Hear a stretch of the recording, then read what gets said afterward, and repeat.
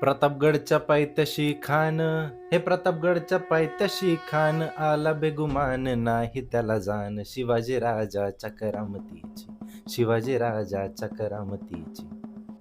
तारीख 10 नोव्हेंबर 1659. ठिकाण प्रतापगड. अफजल खानाचा वध शिवरायांनी केला हे आपल्या सगळ्यांनाच माहिती आहे. पण अफजल खानाच्या वधानंतर काय झालं हे तुम्हाला माहिती आहे का?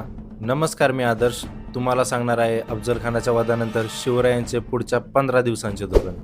एक हुशार राजा असण्यासाठी दूरदृष्टी, योग्य निर्णय क्षमता आणि रणनीतीची गरज असते. ती कशी तुम्हाला सांगतो. तर झालं असं, अफजल खानाच्या वधानंतर सैन्यात गोंधळ उडाला. सैन्य इकडे तिकडे पळू लागले. याचा शिवरायांनी फायदा घेत अफजल खानाच्या शिबिरावर हल्ला केला. त्यांची शस्त्रास्त्रे, हत्ती, घोडे हस्तगत केले. प्रतापगडच्या यशानंतर शिवराय थांबले नाहीत.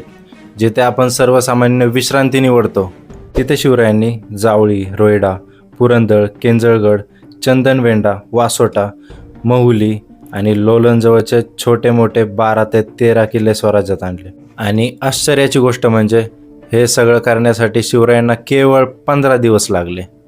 माहिती नवीन वाटली असेल तर फॉलो आणि शेअर नक्की करा. जय शिवराय, जय महाराष्ट्र.